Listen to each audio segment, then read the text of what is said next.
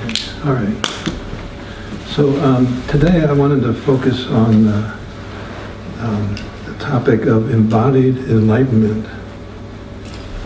Historically, in the historical traditions of India, Christianity, and so on, there is the notion that come to awaken from being caught up in the identification with worldly problems and pain and suffering of the world, one would kind of leave this world and devote themselves, maybe in solitary, to meditation, to that somehow to be awakened from this ordinary way of being.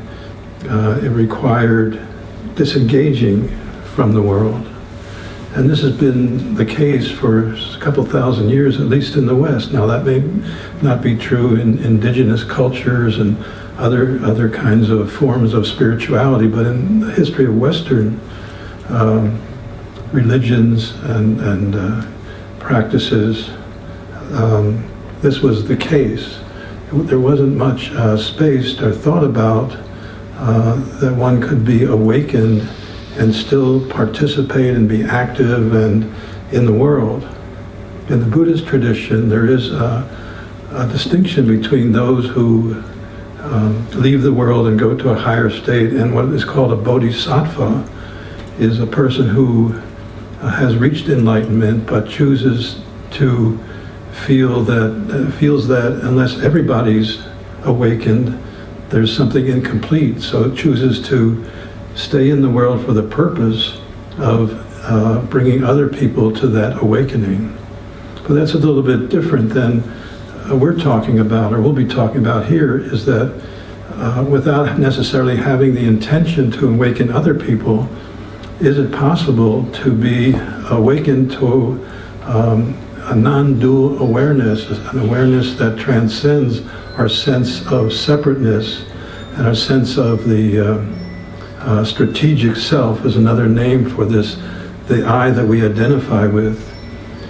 Is it possible to transcend that and yet be actually active and embodied in the world and actually more in touch with our bodies, that we don't have to leave our bodies. The bodies are not an obstruction or interfering with becoming awakened, but that we can actually be in the world active and be more embodied than we ever were before.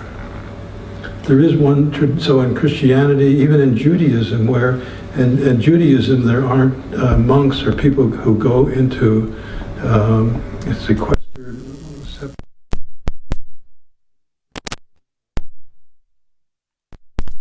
tradition where relationship is considered to be important, and even there's sort of can be a devaluing of the body, a focus on study, on a mental kind of awakening, but the body is kind of pushed in the background and not honored in the way that it could be. There is one tradition historically that does teach about being in the world and awaken, and that's called Tantra in the Indian tradition. And Tantra has been, these days, I think misunderstood and kind of, just as a lot of the systems, the notion of the chakras, and people come up with these ideas of healing the chakras in these various ways, and that's not part of the traditional understanding. And so Tantra has been associated with a sort of enlightened sexuality. But it's much broader than that historically. It has to do with being embodied in the face of living in all aspects of the world.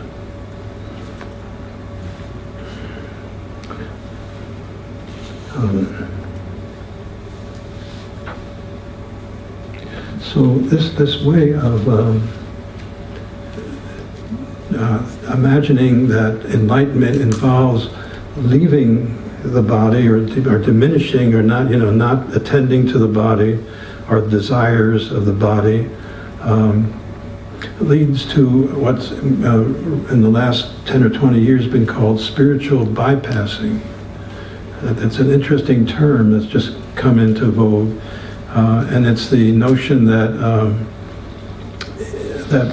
this way of looking to be in a more transcendent consciousness can be a way of avoiding dealing with one's personality, one's being, one's issues, one's limitations. That it's a way, and I can say that for myself. I was, and I was not looking to be a Swami.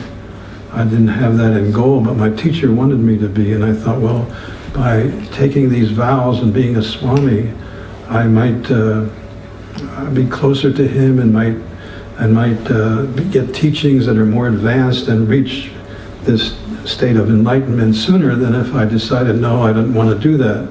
So I kind of went along with his wish for me to become that. And Swami is kind of like a monk in the Catholic tradition, not like a priest, but more like a monk. Although these days, not necessarily, one doesn't necessarily sequester oneself from the world. And so that became for about 20 years or more, a way of living for me, which at some point we can talk more about. But I don't want to focus on that right here today. I want to go more into this notion of embodied enlightenment. So for me, I'll say though that being a Swami was a way of sort of separating myself. I wore a uniform, these orange robes, it's like a uniform. And so I was separate or different from people. And I was also thought to be in some way more superior, like I knew more, I had more wisdom, or was more enlightened by people just by taking on that role. It's an interesting movie I was watching, I don't know, just yesterday. I don't know if I can remember the name of it. A person who became disillusioned with spiritual teachers, and he wondered what it would be like and he was just an ordinary person, if I dress up and take on the role of a guru. So he did this for I don't know how long, a year or so, and the movie is a documentary about what happens. I think it's I don't think it's fictional. And it shows how people begin adoring him and telling him how special he is and how privileged they are to be with him. And he was saying, I'm a fake. That was part of his teaching as a guru. I'm a fake, and all that. And they thought, oh, he's enlightened. He can say that, he can, whatever. So they all began to look up to him and think he was some great master, when he acknowledged he didn't know anything more than anybody else. So we're susceptible to that, to that kind of presentation of someone who knows more, however that's portrayed.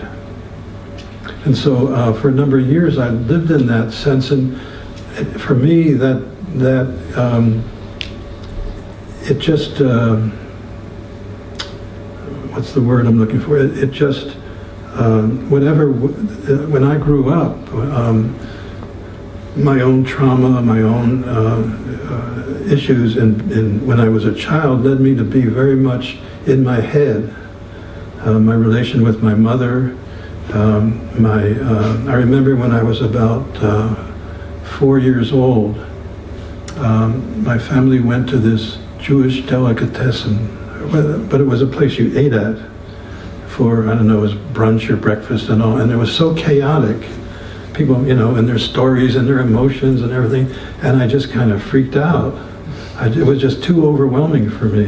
Maybe I was too sensitive, and I and I lived my life that way. I was in my head, and even when I would meditate or do my practices, I'd get a headache. I would become aware of how much I was in my head for many years, until I discovered a new way, an alternative way of being, and began to work with that. And that took a long while.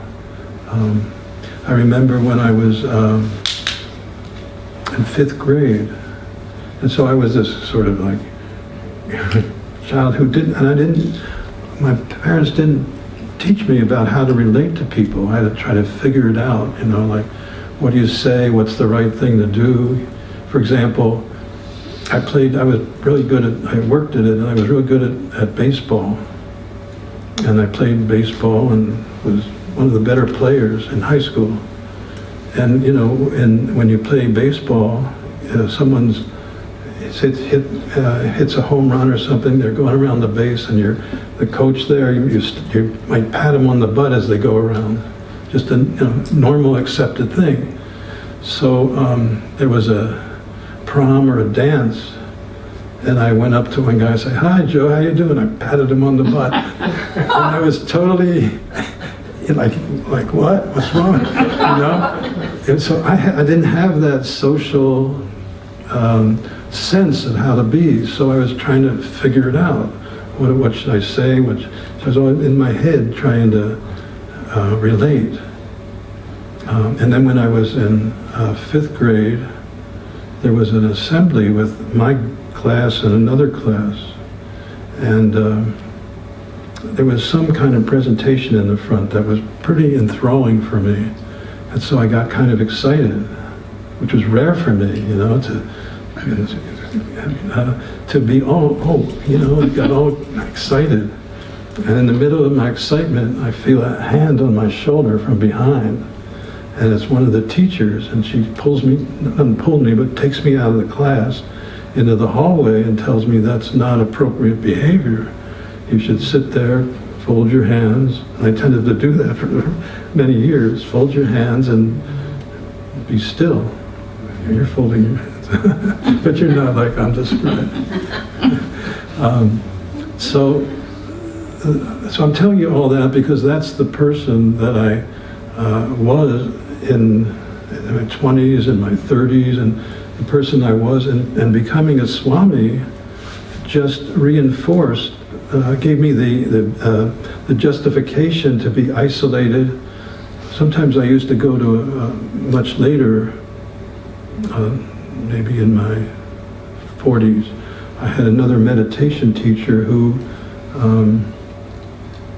would have a weekend, a week-long meditation group with a group about like maybe a little smaller than this. That we'd be sitting, he'd rent a house, a big house, and there'd be 6 to 12 people spending the week together, and we spend most of our days meditating, and spend part of our days eating together, cooking together, just living together. And I didn't know how to relate to people. As soon as and I was a Swami at that time, so I sort of could justify it to myself. I would go off into my room and isolate myself. What I'm saying is, I'm giving an example using myself of how following a spiritual path can justify one's introverted tendencies, one's tendencies to be isolated, to not open, to not feel their body, to not be in their body, to not be in their heart. And it can be what that would be called spiritual bypassing, dealing with all the issues that one has to confront if they're going to be a full human being.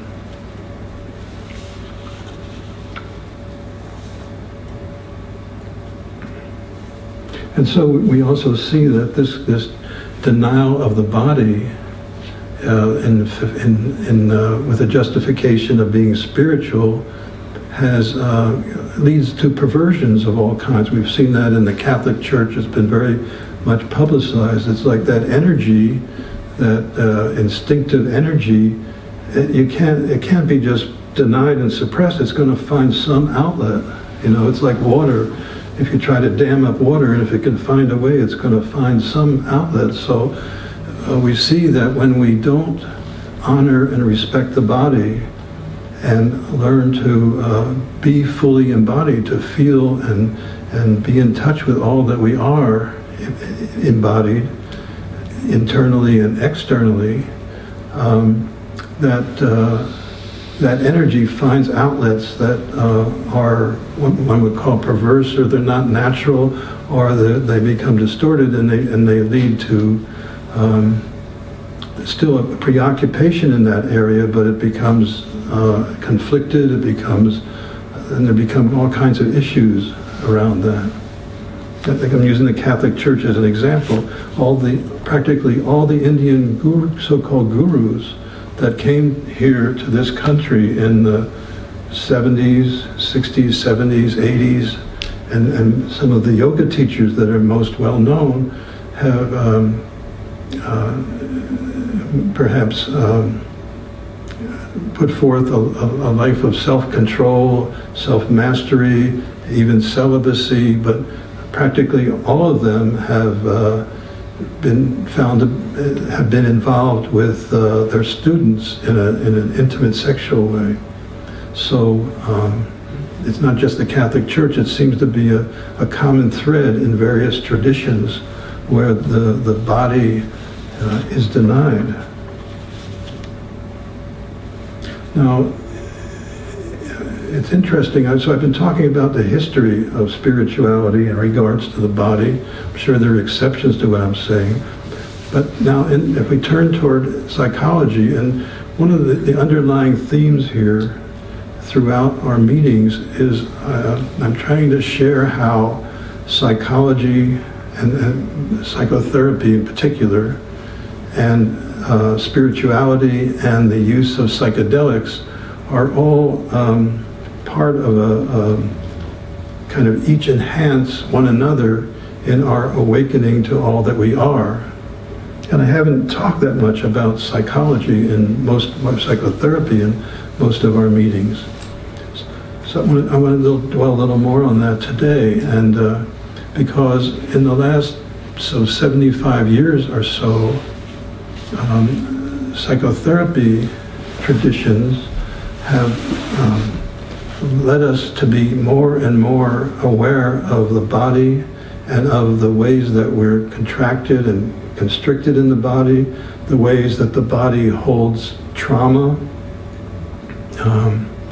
and abuse of various kinds, how that gets carried in the body and contracts us and doesn't allow us to be all that we can be, because we're in the fight and flight and fear and freeze responses, and so we're so limited by that.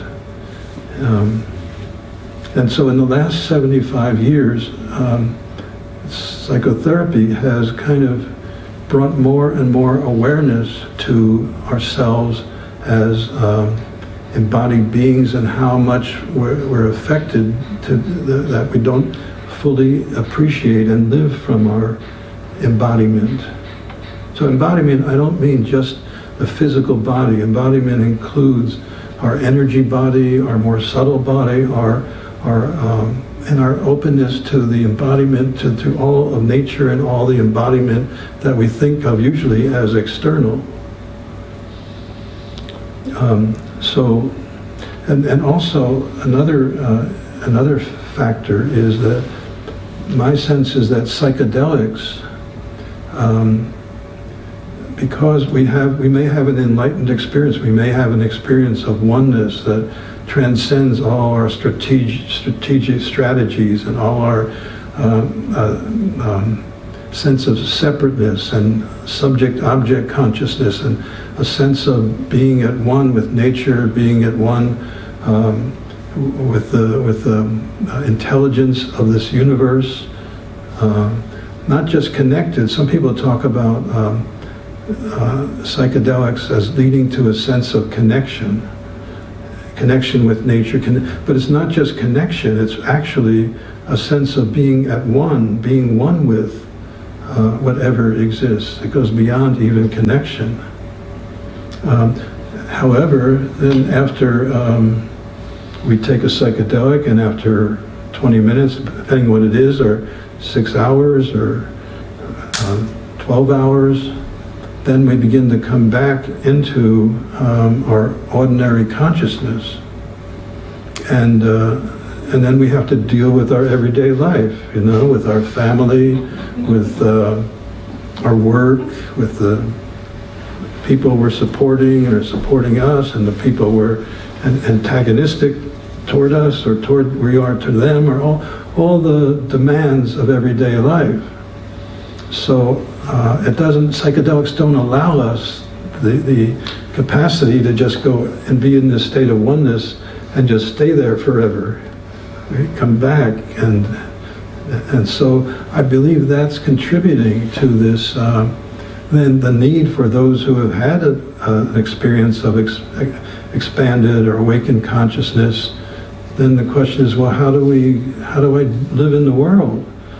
And those experiences in that awakened consciousness, how open in my body and in my connection with everything, how open am I in the world, and what do I do about that to not be so much in the habits and patterns and limited way of identification that have carried me so far.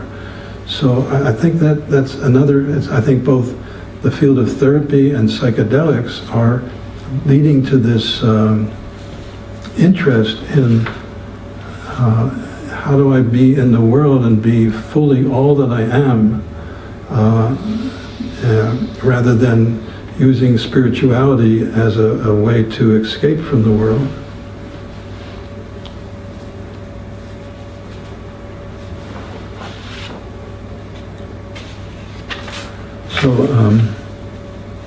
So I don't know if I need to say much about, I think we're all aware of ways that we're constricted or contracted in our body and not fully open and aware, and how different it is, those of us who have used psychedelics, how different it is than in that state of openness that's brought on.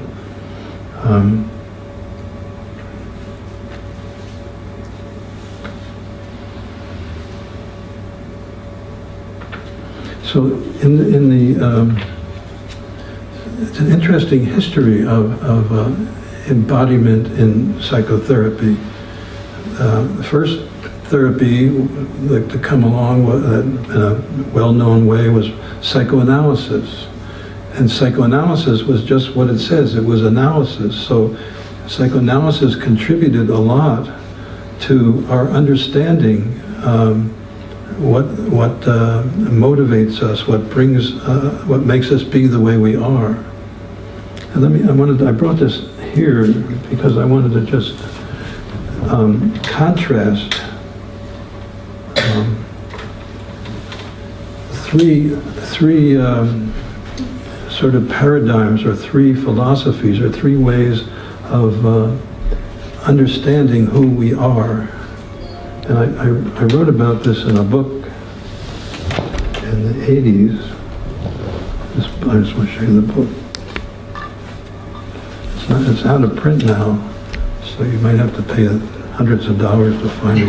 Now you're not going to pay for You're talking another book like that, huh? No, that's not it. No, you can find it. But anyway, in this book, I talk about three paradigms that exist, and I think all the points of view about who we are psychologically and philosophically are divided into these three approaches. And the first approach is that who we are is based on what happened in the past. Were we traumatized in the past? Did we have good attachment? Were we well loved? That determines who we are. So this point of view is sort of a materialistic view of the world. That we are, it's sort of like, I wanted to just draw this like building. I'm trying to draw bricks here. I don't know if it looks like bricks. It's sort of like that's the foundation, our childhood, our birth, our childhood and early years, and that makes us who we are. So it's sort of a material, the past creates the present point of view. And that's the dominant view in psychology and psychotherapy. And in much of science, is that consciousness comes out of the material some magical unknown way. We become conscious out of somehow the biology and the way, I don't know what to say. No one has an explanation from this point of view. So I'm trying to say that psychotherapies also tend to be coming from this perspective. And the term somatic psychology, somatic therapy, has become kind of a big, well-known and has taken a lot, kind of a more ascendant in psychotherapy in the last, I don't know how long, 5, 10, 15 years maybe. And in psychoanalysis, as I started to say, the focus was on analysis. It wasn't much on the body. It was like, okay, this happened to you in your childhood and on. If we understand it somehow, magically by understanding that, you're going to be healthier. But it didn't happen. And most psychoanalysis is great at analyzing and understanding both individually and what happens to people in general, but as a technique for helping people improve or change, it doesn't seem to do much. People invest, 5 times a week and years, and in the past they have, I don't know how much now. However, one of the people in Freud's circle was named Wilhelm Reich, and he was very much into energy and into the body, and he, in fact, he created a machine called an orgone box to sort of intensify one's organic, and I don't know what he meant by orgone, sort of the organic or erotic or energy, sort of. And he actually got put in prison, and I think he may have died in prison in Pennsylvania from them saying this was a sham, these orgone boxes. It's really true. And but Reich started a tradition. People followed him, and other early people in that field developed what was called bioenergetics. I don't know if you've ever heard of that. I mean, we've gone back long history. I don't know, but so there were other people who followed him and became very much focused on releasing contractions, releasing tensions in the body. They would do things like in bioenergetics, one might sit down and kick and get in touch with their anger and honor their anger that they've been suppressing for years and years, trying to make people like them by not showing their anger, for example. So this somatic tradition has been around for a long time.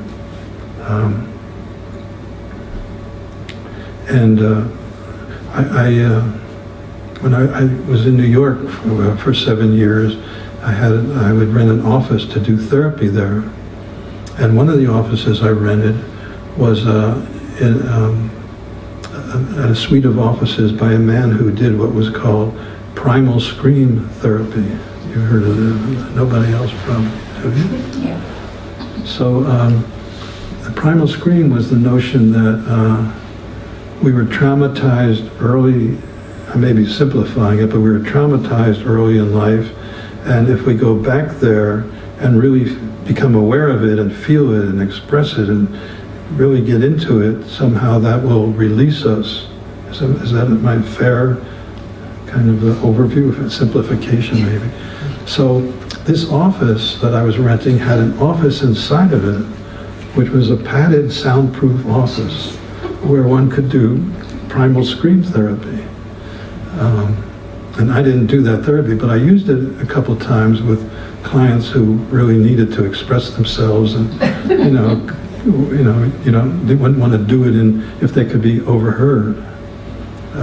One client who had some really severe trauma as a child. So that primal scream was an approach, but then there was people began to believe that we're just re-traumatizing people by bringing them back to relive that experience, and I can talk more about that later. Then there was a man in Chicago, there was a psychologist named Genlin, Eugene Genlin, I think and I kind of began to study his work back then, and his wife was a student of ours in the Glenview area in the spiritual Himalayan Institute. So Genlin talked about what he called the felt sense, that he would have his clients become aware of the felt sense in the moment, to kind of tune in the moment, what's going on. Very different than therapies where we're looking back at the past. The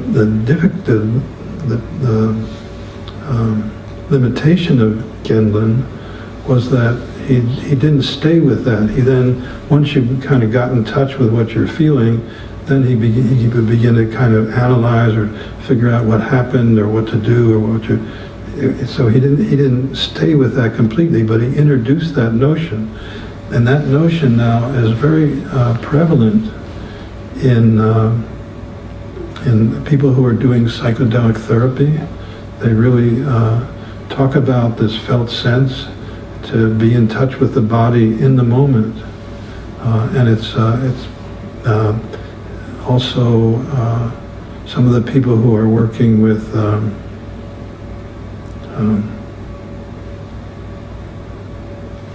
I forget the connection right now, the name. I'll probably come back to it. So it's this idea that he introduced back probably in the 80s or earlier is now becoming much more accepted and as a part of therapy. Another approach, is it interesting to hear? I'm not so much talking about meditation or psychedelics, but is this of interest? Mm-hmm. Another man who, how many of you have heard of Hakomi therapy? For me, maybe. Before, did you? Anybody heard of Hakomi therapy? So this is another body-centered therapy that's been around for a while, and I'll tell you an interesting story. I think I've told you about. So I was teaching at our Himalayan Institute. We had a center. We had bought a Catholic seminary in Pennsylvania, way out in the country. It was like 450 acres and this big building. And so I would go up there and teach on the weekends, and I was a Swami, but I had this Toyota Supra, which is kind of a hot car. Yeah, I used to defy some of the traditions, and I could get away with it usually. So anyway, I was going up to teach on this weekend, and I passed this guy who was hitchhiking, and unfortunately I should have picked him up. He looked like a nice sort of hippie guy, and so when I got there, someone told me, oh, there's this, or maybe a couple hours later, there's a therapist here, this guy Ron Kurtz, and he's wants to meet with Swami Rama, and I said, oh, I've got a client I'm going to see, maybe he could just sit in with me. I could show him what I'm doing, because that's the way I learned. My supervisor was very unusual when I was a postdoc, Carl Whitaker. He in order to supervise me, he just said, come in and sit on my therapy sessions. Nobody else did that, or rarely does that. So I kind of learned from that, and got me in trouble in another situation, which I could tell you about some other time, by having someone come in. And so he came in, and he was just observing, kind of. And then, so later I learned it was this guy, Ron Kurtz, who was developing this Hakomi therapy, and he was just beginning to develop it back then. And so I missed a great story that I could tell you. I picked him up on the way too. If I felt I could lie on it, I would have said that, because it'd be such a neat story. And so we became good friends, and he would visit me here in Madison when I lived over on Adams Street, I would visit him in Ashland. I'd go to his workshops. We'd travel together in New York, and when he taught at Esalen, he invited me to stay with him in California. So we were good friends, and so I began to learn a lot from him about this body-centered therapy. And yeah, he tells an interesting, I won't take the time now, story about how he first learned therapy. Maybe if we have the time later. So he would focus on the experience of the person in the moment. For example, we can let's do a little exercise that is typical of exercises that he would do, and he would usually work in group settings. He once worked with me along with his closest worker and individually, but they couldn't get anywhere with me. I was so uptight and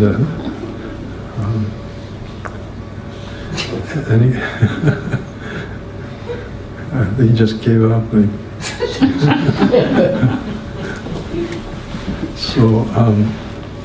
So we'll do this exercise. So just close your eyes so you can just focus inward and just kind of feel what it's like inside.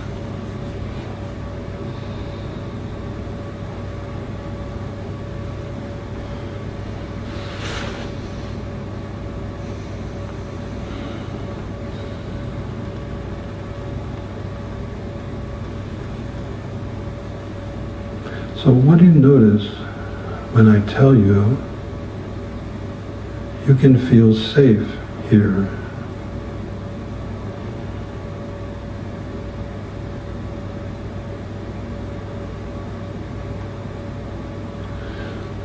I'll do it again. Just notice what goes on in your body. What occurs when you hear you can feel safe now?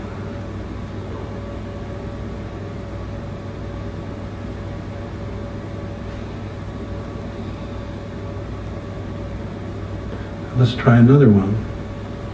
I'll say another sentence and just see what happens inside. What's it like when you hear you're a good person?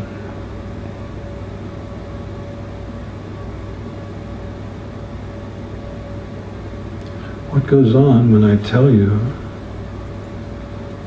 you're a good person?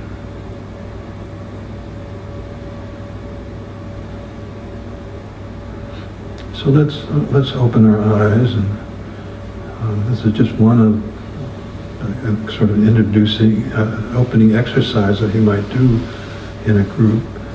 So what happened? What happened with the first thing that I said? Now it's up to you. Who's going to speak? Physiological response. Physiological response. Lower breath, lower heart rate. Okay. For me, I went back to a time where I wasn't feeling safe, but with the safety message in my head. Yeah. You know, So in that not feeling safe, was it relaxed, or did you kind of tighten up? I was more relaxed because I was told to feel safe. So then it just took me to a moment where, in the past, where I didn't feel safe. Okay. But I felt like I was observing. Yeah. So then, if Ron might then work with that past, I didn't feel safe, or kind of going into that and how it felt in your body and so on. What else? Any other responses? It was a little abstract, but like when you first said to close your eyes, it was almost like visualizing like a tree diagram kind of thing, you know, lots of things branching off. Mm-hmm. And then when you said you're safe here, it was almost like the branches got pulled up and pruned themselves, where it's much simpler, where it wasn't as expansive as it was previously. It wasn't as expansive. You said much simpler. So was there a trust in that you can feel safe, or did the pruning branches, or was it suggesting a... I don't know, I think it was something with like, you know, like, I don't know. It was just kind of like an abstract feeling. It wasn't really a super logical thing. It was just kind of like a feeling of almost like you had like something in nature where it might have had everything kind of spread out, and then, you know, something happens and everything pulls back in to be safe, to like protect itself. Yeah, right. So then we might explore that if we were working therapeutically, like this protective self, protecting self, and so on.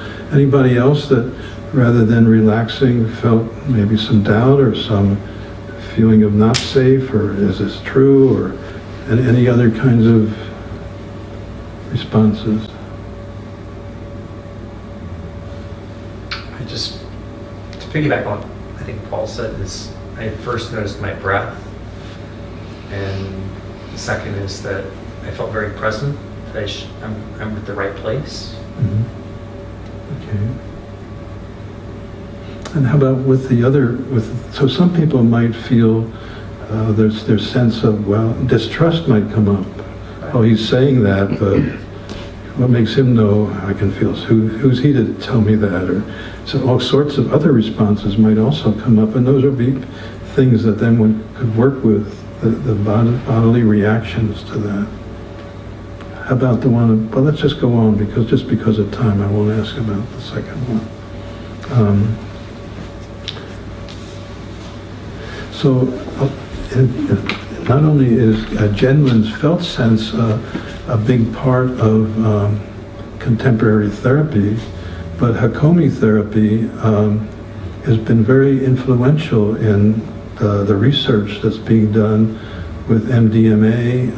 The people the couple who most developed that, she was a student of Hakomi therapy, and so what's been learned through Hakomi therapy is very much part of what's being taught to people who are learning to be psychedelic therapists. And interesting enough, back when I met Ron, he was just beginning, you know. He was asking Swami Rama, what should I call this? Should I call it Hakomi? And is that a weird name? And, you know, and then to see how this has evolved and developed, and there's some people who are from his tradition who have really specialized in body work, in trauma.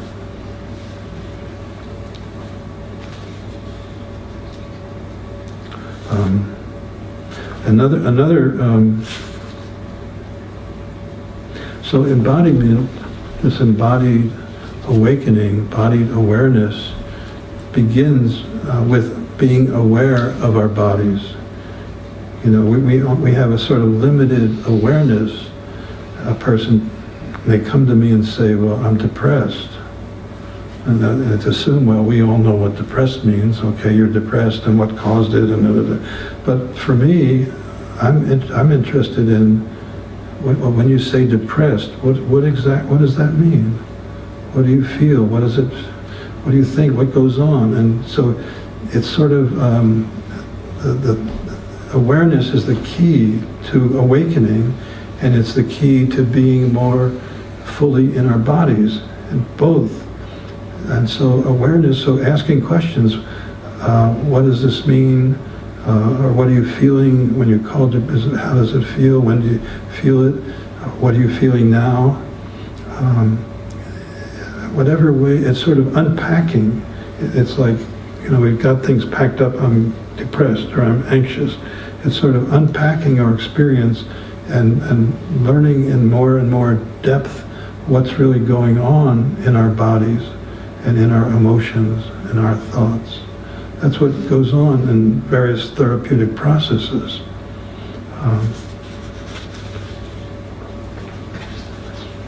There's another person that I studied with who's not as well known, but is a pretty fascinating guy.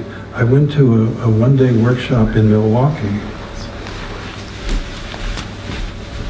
and there was this person he had a little stage, and he would just call somebody up to work with them, people who had severe traumas. And the way he would work with them was just so deep, and went so deep with them that by the end of an hour or two, they really get to the heart of their trauma and really seemed in some ways to resolve the way that they had been entrapped by it. And his name was David Grove, and he grew up in the Maori family, if I'm saying the word right, in New Zealand.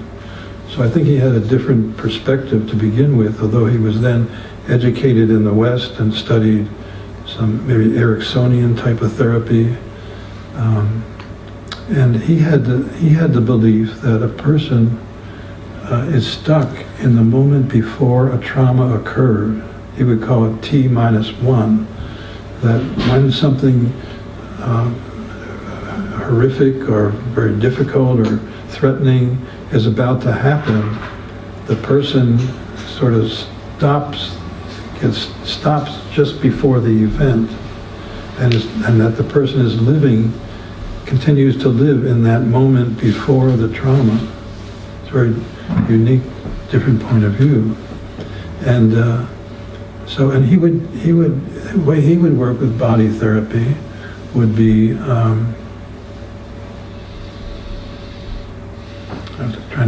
I'll just use myself as an example, or let's say I'm depressed. So he would only ask questions, he wouldn't interpret. He would say, well, you say, what do you want to work on? Well, my depression. I say back, well, when you're depressed, whereabouts is depressed? And I'd kind of, what does he talk? What does he mean? Oh, well, it feels like a kind of a droop. It's kind of like your tree would be in it would be, I feel droopy here. I feel like let down. And then, well, when there's let down, whereabouts is let down on the inside or the outside? And then he would take it into a metaphor. Does let down have a shape or color? Or it's like a tree that's wilted. I'm kind of, you're taking off. It feels like a tree that's wilted and does it have a color? Well, it's a gray tree. And what would a tree that's wilted like to have happen? You just ask questions. It would like to have new leaves. And he'd say, well, can it have new leaves? No, because it's all cloudy. There's clouds above. There's no sunshine. I'm getting sad talking about this. And then he'd go into the clouds and whereabouts are clouds and how big are clouds and what would clouds like to have happen? They'd like to rain, and can they rain? And then yes, and then can rain come down on trees, and then what happens? And so it would a whole evolution, but it would be totally based on the person's own way of understanding themselves or imagining themselves. It wouldn't be, as in many therapies, the therapist applying some idea about the structure of the person, if you follow what I'm saying. And he used to talk about clean language that reflects what the person is saying, rather than interpreting, rather than, say, in Rogerian therapy, a person says, I'm depressed, and the therapist says, oh, you're feeling pretty low. That's not what the person said. They said it's an interpretation, even though it's not intended. The therapist is interjecting their own language, which stops the person from further uncovering. It may even be unconscious, but there's some disconnect going on. And there's something else I wanted to say about that. Oh yes, so he would talk about therapists committing adultery. And what he meant by that was treating their patients as adults, talking to them as adults, as, oh, you're depressed, what should we do about it? Or when do you feel that? And maybe if you you know, you got up earlier, you wouldn't be so depressed, or you know, so we're talking to the adult, and he would call that adultery, not really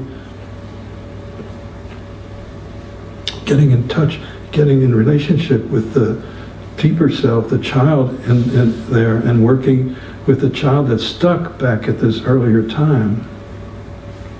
So I'm telling you a lot about that because I guess I invested a lot of study and really found this a valuable way of helping, assisting people in getting in touch with their bodies in the moment, and then using metaphor to create a process where they become unstuck in the way they were holding themselves.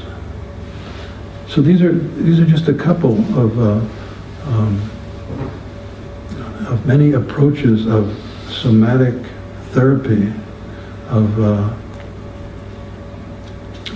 valuing the body as and what's going on in the body, and unpacking or uncovering what's going on in the body as a way of releasing one from being stuck. I anticipated I might be talking a little longer than usual. Is that okay? Because I want to talk about another paradigm. I won't go into it as much. There's three paradigms, I said, three ways of understanding how we function. This was a kind of a materialistic, the past makes us what we are. And we've got a picture here, it's not mine. Oh, mine. Black paint. Okay, so another way, another paradigm is a dualistic psychology or a dualistic philosophy. And this says, let's say, I'll just make this the sun or something, that we're sort of, I should have you draw, huh? That would help. Here's a person, a pretty happy person, I guess. And so the person is sort of like reaching up. In this paradigm, is that we're not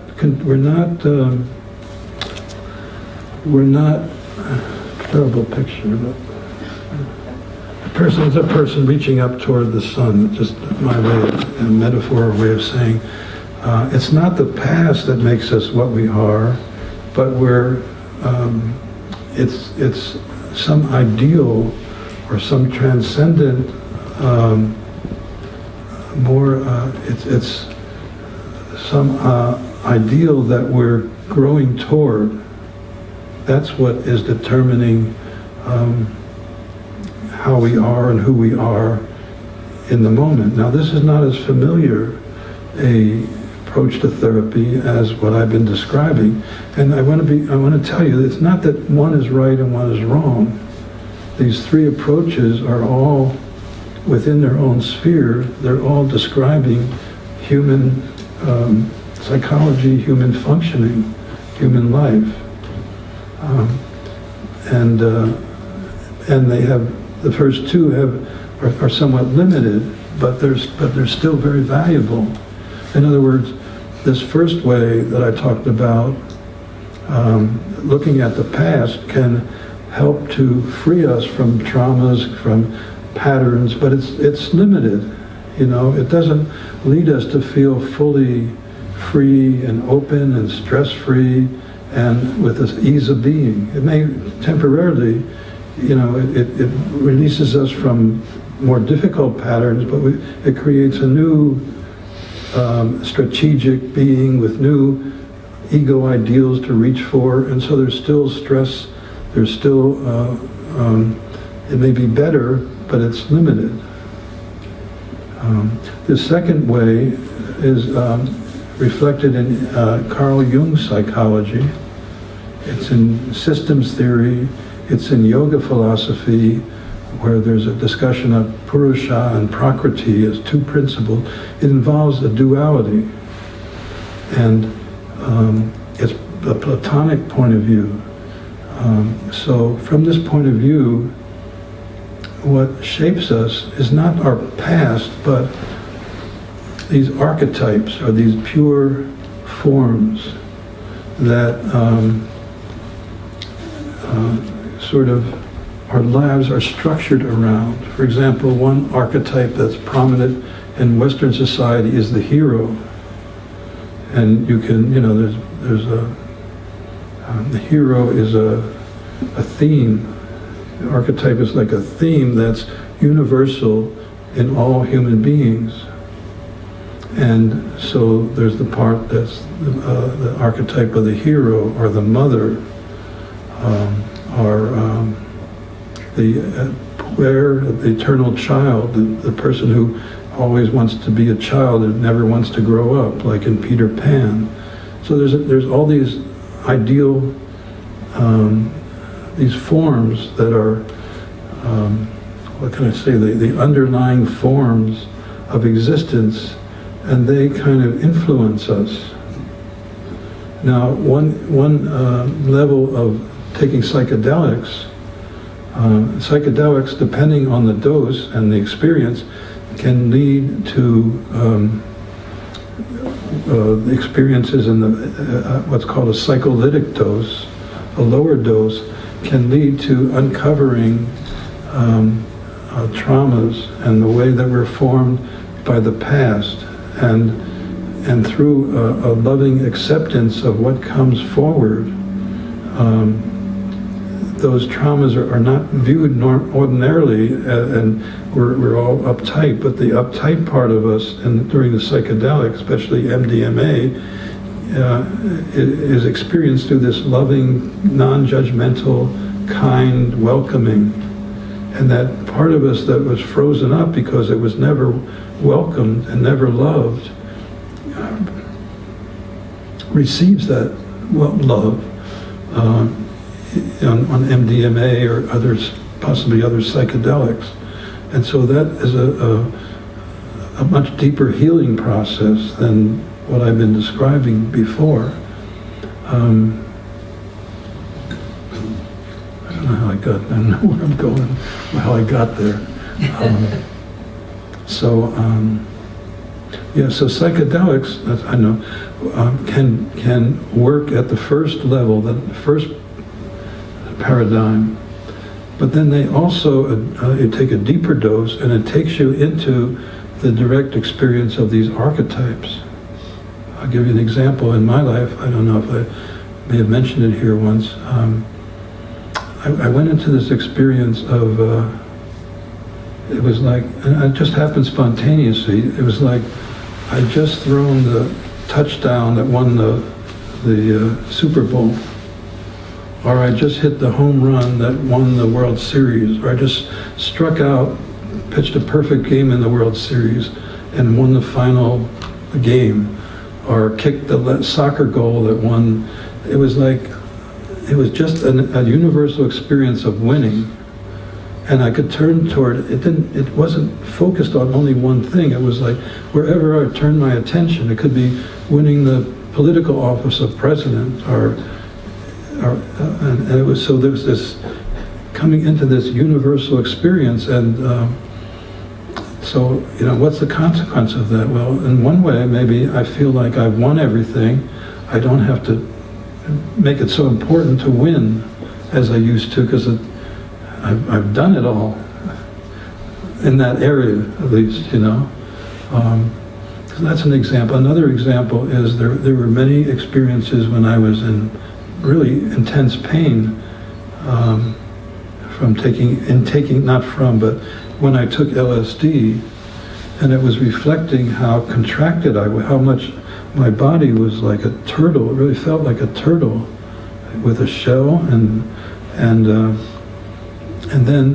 but then I discovered it wasn't just my pain, but it was everyone's pain. It was a universal in that, and more than once, it was a universal pain. It was like a Christ-like experience in the sense of how Christ is talked about, and so psychedelics can bring us to our, in this form or that form, or it was one person that was feeling like a sense of being married in a kind of universal way. So psychedelics can bring us into awareness of our oneness with existence in these pure forms. It's also, Jung talked about it's a danger if one identifies with one of these forms. If I just thought I'm the hero now, or I'm the winner, and that's my identification, that's who I am, then it becomes a caricature, a distortion, and that happens to people. They don't realize that it's an archetype, but they're identifying with a particular archetype.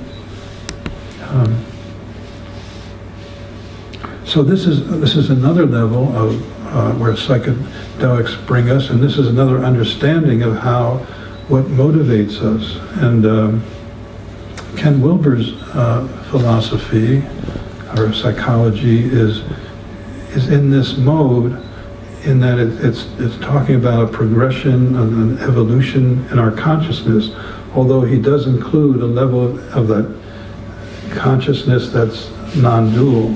So it's kind of a mixture of the two.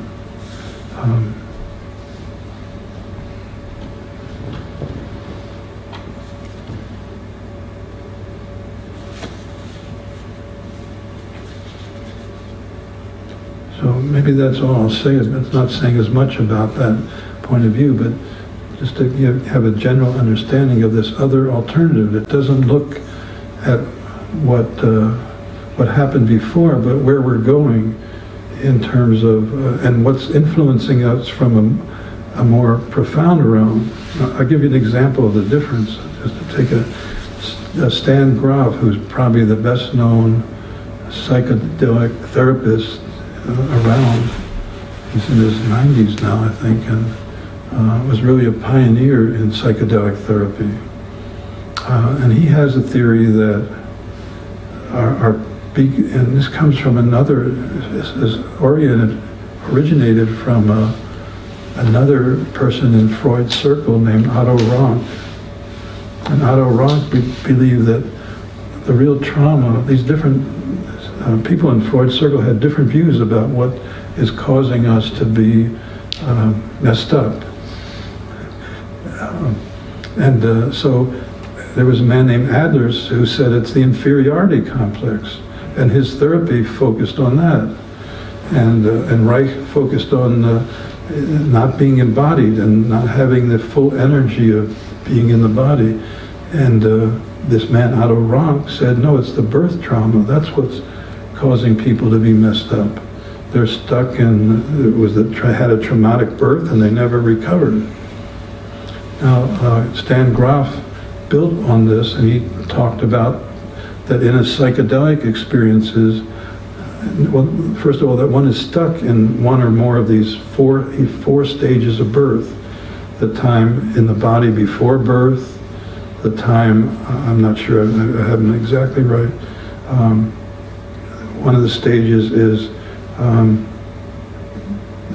being stuck in the uterus, or being stuck on the way out and feeling confined, and not only confined, but just not having any space. Another one is coming out into the world, and there's another one. I'm not a good student of that, but so he was saying that all of our suffering comes because we're stuck in one of these stages. The person feels confined and not able to move through the birth canal, and is all tense and tight and constricted, and he or she carries that through life, or so on. Now, that's the point of view. He's coming from this first ground up point of view. Someone who's in the looking at it from the point of view of the dualistic, or the idea that it's coming from a higher, we're being influenced by these transcendent forms, would say these are transcendent forms of being stuck and confined, or being in the comfort of before the birth, or coming out.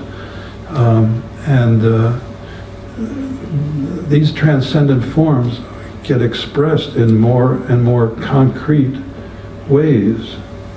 And so what Grof is talking about as the source of our trauma is really something more transcendent that we're experiencing in a more physical way. I don't know if you're following me, or if that seems meaningful, but it's a whole different way of looking at what leads us to be how we are. So the third paradigm, the third way of looking at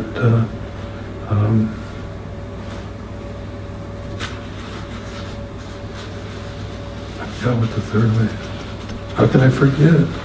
No, again I forgot. Oh my God! Once again, starting over. Oh yeah, the third one. So the third is even more foreign to us than the second, because it's saying that there isn't any duality. There isn't that the intelligence of this universe. It's not that God created, see, the dualistic point of view, God created the world and created human beings. So there's human beings and there's God. This is the dualistic view, the second view. And so we're trying to get closer to God, or be more godlike, or we're in this relationship. This third point of view, there's no God that created anything outside of itself. There isn't anything outside of the intelligence that's that this world is. The intelligence of how the cosmos, the galaxies are turning and expanding, and how stars are created, and all this unimaginably intelligent organization of this world is all an embodiment of this intelligence. We're going to talk about embodiment, and in this way, we're all an embodiment of this transcendent, unbelievable intelligence. And as that embodiment, we're not created as separate. We are that. We are, and the only reason we don't know that is because we're distracted by these other interests, by these other points of view, by our belief that we're separate, and that we need things to make us whole or complete, or to feel good, or to feel happy. And so we're just off in a tangent, preoccupied with that, and that's the only reason we don't realize, it's the only reason we don't realize that we are an expression, and I don't know if it's right to say contain, or are all that exists is who we are. Now, that's sort of hard to believe in a way. Wow, that's just mind-blowing, I guess you'd say. And another archetype is that of the prodigal son. And we have that in the Bible of the, I don't remember it exactly, but the man that goes out and seeks his fortune or seeks well-being, and finally comes home and find it was there, right there to begin with, and he didn't have to go seeking. So that we're all prodigal sons in that way. When I first met Chogyam Trungpa, when he first came to this country, he told the same story in a Tibetan version of it, about a young man that goes out and wanders all over seeking enlightenment, and finally comes to this place, and finds enlightenment and find it's where he started in the first place, in his home. So this might be called an archetype, the prodigal son, and it's a story of all of us. And if you don't mind me going over more, I was going to read a little from the story The Pine Gate by Thich Nhat Hanh. I think some of you know who Thich Nhat Hanh is. This is a short story that he wrote, and since I asked Rebecca twice to read this, and she didn't do it, I'm going to have to read it here. That way. Right? It's true, isn't it? That's true. Yeah. Okay. So this is a story, I won't read it all, it's too long, but it's a story of a man who was studying with a realized teacher and had a sort of a place up on a mountain or big hill, had a gate, and it was like I don't know if it was a monastery, it was just I'm not sure what tradition, maybe a Buddhist tradition. And he'd studied with this master for many years, and the master said, well, it's time for you to go out in the world with whatever you learned and see what it's like to live in the world. And he said, well, and when you go out in the world, I'm going to give you this special, this tradition was a sword tradition. There are different traditions. There's a book about a Zen tradition where the art of archery as a way of reaching enlightenment. It's a fascinating book, and it's a real brief little book. So would you be able to read it? You would have the time to read it. So the time. This was a tradition of sword. Was part of what they were learning, sword mastery. So he said, go out in the world, and I have this special glass I'll give you, and I cry every time I read this, so I might cry. I have this special glass, and you can look into it, and you'll see somebody might look normal and nice person, but you'll see through this glass if they really are, and maybe they might be a demon. And if they're a demon, well, then you have to deal with them. Okay? The story's a little like, has to do with Men in Black, where, you see these, the movie Men in Black, and these people you see underneath their own. It's a little bit like that. I don't know if Men in Black took it from his story or... So he went out in the world. He spent 7 years out, and he felt his duty was to find evil people and decapitate them, I guess. And he recalled the first days of his journey, then months and years went through his mind, how humanity had revealed itself to him under different guises, and how helpful the sword and the viewing glass had been to him. It says he met this nice priest who in appearances inspired reverence. Such an honor for the young swordsman, invited him back to his retreat, where he would in the words of the old sage, discuss how to best join their efforts for the purpose of helping fellow human beings.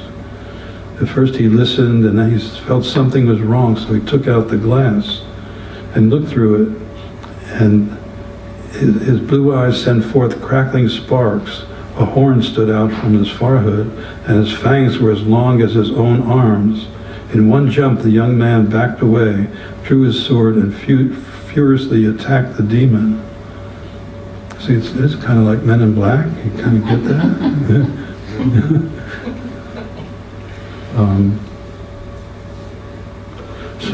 So this goes on, and then after 7 years or so, he wants to go back to his master, and so he goes to the place, and he finds that the gate is barred.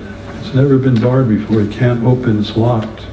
He can't get in, and he's kind of distraught. And then he meets another young disciple of the master who's kind of supposed to let people in or not, or his job is to take care of the gate, and he seems friendly, and they kind of get on together. They hang out together, and they don't know why he can't get in. And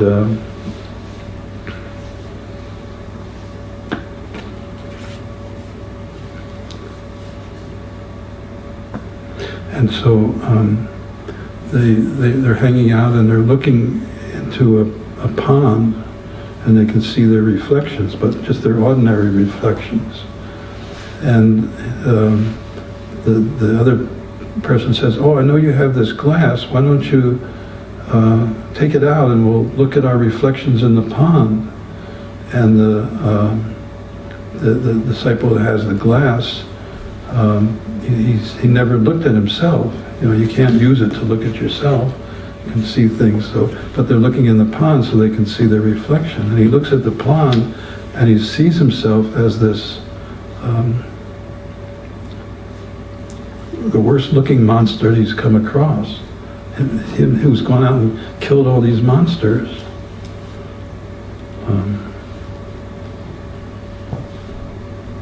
And he just collapses down, and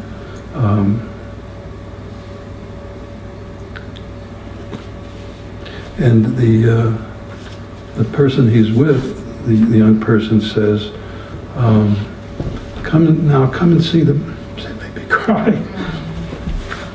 Come and see the master. He has nothing but compassion. And so to me, this is again the story of the prodigal son, or the story, I mean, there's so much to take from this story about how we each of us maybe have our own mission, what we think we're trying to do for good in the world. We're trying to make things better, or we're trying to stamp out evil, or whatever it is.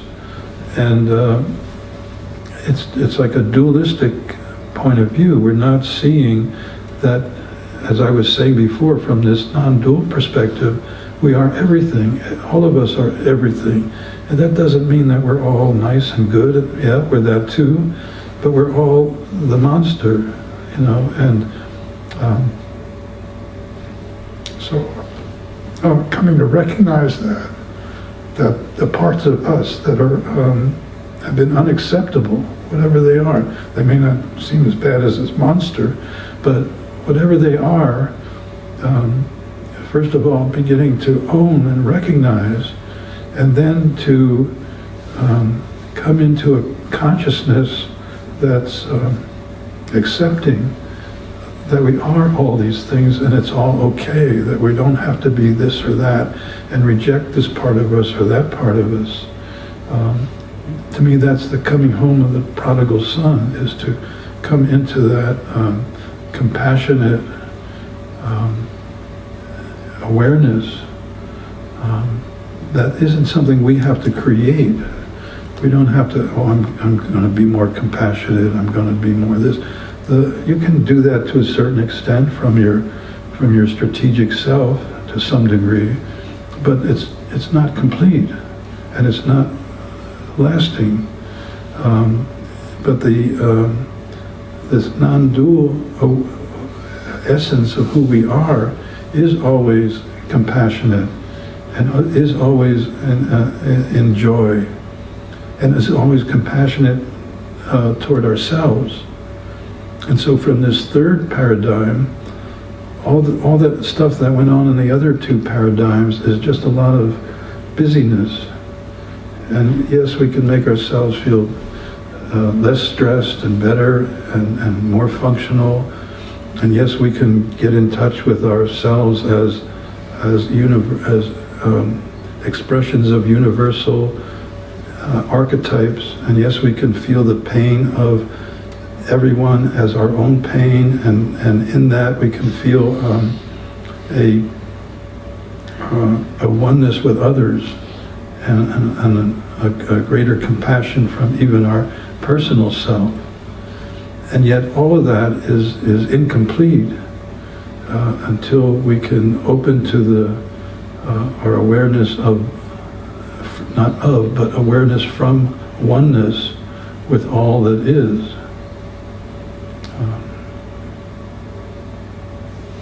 I think that's all for now to say. God's calling.